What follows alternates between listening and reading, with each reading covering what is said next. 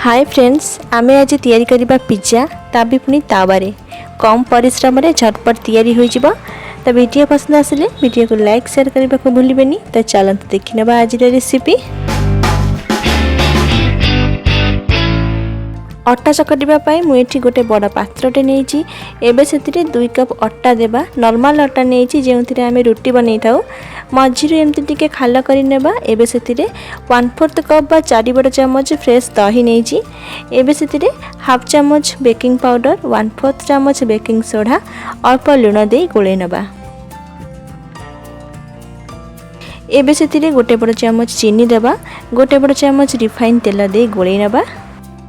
एथिरे आमे जहाँ भी सब देले सब को भले से गोळे नै सारिबा परे अल्प अल्प पानी दे आमे गोटे डो बनेबा। डो बेसी नरम हेबनी कि एकदम टाण भी हेबनी। रोटी पाई जेमती डो तैयारी करू सेथिरु अल्प टाण डो तैयारी करिबा।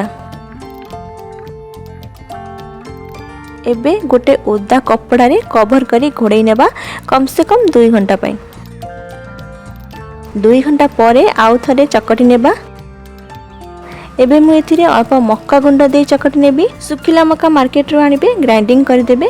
हे गला हमर मक्का गुंड। एबे एथिरे दे चकटी नेबा। मक्का गुंड देबा द्वारा पिज्जा रो बेस क्रिस्पी हेबो, खाइबा को मस्त लागिबो।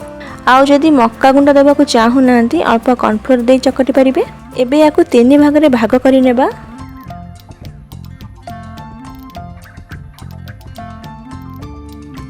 अल्प अट्टा रे बेली नबा। पिज्जार बेस आपन हिसाब रे रखि परिबे, किंतु मने रखिबे मझी पार्टी को पतला करिबे, साइड गुडा को टिके मोटा रहिबो। एमती साइड रो प्रेस करि नेबे, साइड गुडा टिके मोटा रहिबो। गोटे कंटा चामच द्वारा एमती कणा करि नेबे, जहा द्वारा बेस हमर सेकिला बेले फुलिबनी।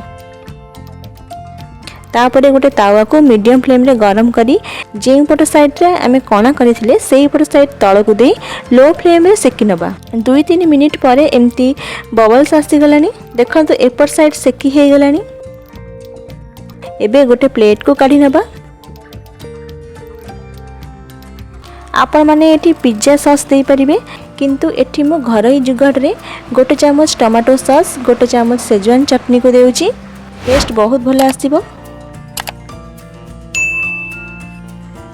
तापरे मोजरेला चीज को दे देबा। तो मु एठी अमूल मोजरेला चीज नेची। जदि मोजरेला चीज अवेलेबल नाही तो जे कोनोसी चीज भी नै परिबे। एबे हमें पियाज को दे देबा, कैप्सिकम देबा,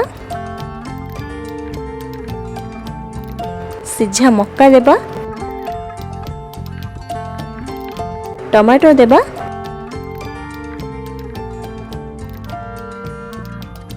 पनीर देबा। परिबा गुडी को मु एठी पतला पतला सरो सरो काटिची, आपण स्क्वायर शेप रे काटी परिबे। तापरे पुणी थरे चीज को दे देबा। तो एपटे गोटे तावा रे बटर दे देबा। एबे सेतिरे पिज्जा को दे साइड रे भी टिके बटर लगे नबा। कवर करी लो फ्लेम रे 10 रु 12 मिनिट सेकिबा को छाडी देबा। कहिबा को गले चीज मेल्ट हेबा पर्यंत सेकी नेबे। तो एठी मु एक संगे 2टी पिज्जा बनाउची। तो 10 मिनिट पर देखंतु चीज मेल्ट हो गलानी। पछपट भी भल से सेकी हो जाइए। एबे हमें प्लेट को काढी नेबा। ऑरिगेनो और चिली फ्लेक्स पके देबा। आपण एठी पिज्जा सीजनिंग भी पके परिबे। तो एबे रेडी हो गला खाइबा पई गरमा गरम अट्टा पिज्जा। देखिले तो सांग माने ना बेसी परिश्रम पड़ेला ना बेसी समय लागिला। झटपट केमती तैयारी करि नेले पिज्जा। ए पिज्जा बहुत टेस्टी हेतिला। आराम से आमे घरे बनै परिबा।